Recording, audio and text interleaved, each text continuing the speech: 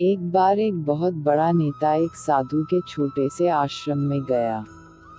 वह साधु के बारे में बहुत सुना था तो उसके मन में आया कि मैं एक बार जा करके देखता हूँ कि लोग उसकी इतनी तारीफ क्यों करते हैं। जब वह उस आश्रम में गया तो वहाँ पर एक छोटा सा कमरा था जहाँ पर एक कालीन बिछा हुआ था। वहाँ पर कुछ लोग नीचे बैठे हुए थे और साधु जी सामने बैठे हुए थे। कुछ सवाल जवाब चल रहा था। वह नेता उस आश्रम में आया और उस नेता के साथ में 4 बॉडीगार्ड भी थे और उसकी यह आदत थी कि जहाँ पर भी वह जाता था लोग अपनी जगह से खड़े हो जाते थे और उसकी तरफ देखते थे, हाथ जोड़ते थे और सर झुकाते थे। लेकिन यहाँ पर ऐसा कुछ भी नहीं हुआ। साधु व्यस्त होने के कारण उसकी तरफ देखा तक नहीं। तभी नेता को लगा कि यह मेरी बेइज्जती है और वह इस बात से गुस्सा हो गया। नेता ने थोड़ा गुस्से से साधु की बात को बीच में काटते हुए कहा कि मैं आपसे कुछ कहना चाहता हूँ। साधु ने उसकी तरफ देखा और बोला, आप थोड़ी देर रुकिए, पहले मैं इनके सवाल का जवाब दे दूँ, उसके बाद मैं आपसे बात करता हूँ। तब तक आप अगर चाहे तो आप बैठ सकते हैं। बस साधु का इतना कहने की ही देरी थी, नेता का चेहरा गुस्से से लाल हो गया और फिर उसने अपना सारा गुस्सा उस साधु पर निकाल दिया।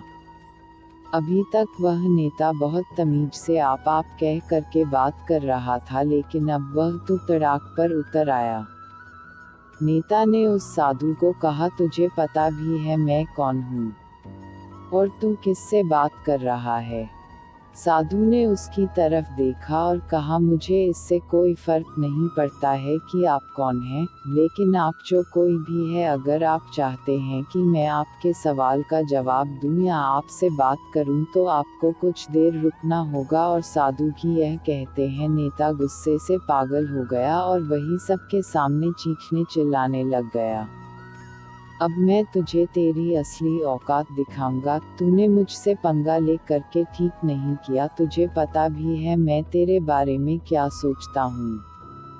साधु ने फिर से नेता की तरफ देखा और बड़े ही प्रेम से कहा कि मुझे इससे कोई फर्क नहीं पड़ता कि आप मेरे बारे में क्या सोचते हैं, आप जो चाहे वह मेरे बारे में सोच सकते हैं।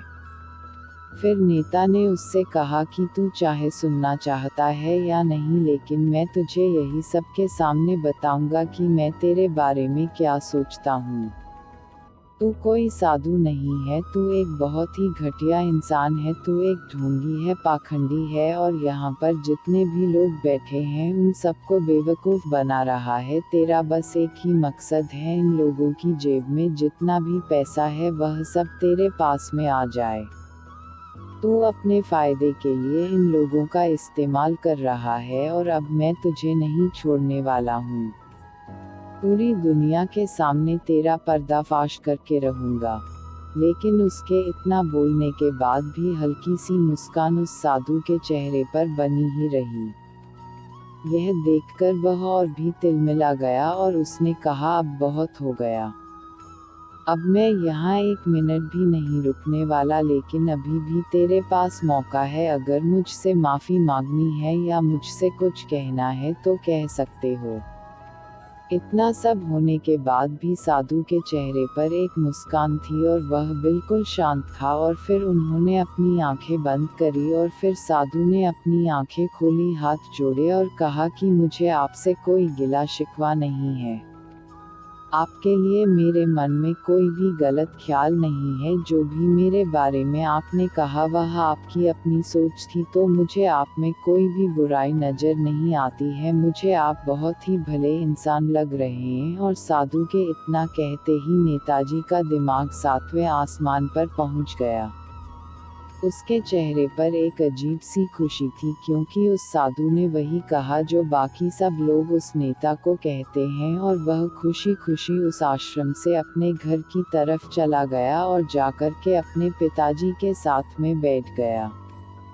उसके पिताजी ध्यान में थे, उन्होंने पूरी जिंदगी सिर्फ लोगों की सेवा करी और बदले में कुछ भी उम्मीद नहीं किया। तो थोड़ी देर बाद जब उन्होंने अपनी आंखें खोली और देखा अपने बेटे को अपने साथ बैठे हुए, तो उनके बेटे के चेहरे पर आज एक अजीब सी खुशी थी जो आज से पहले उन्होंने कभी नहीं देखी थी।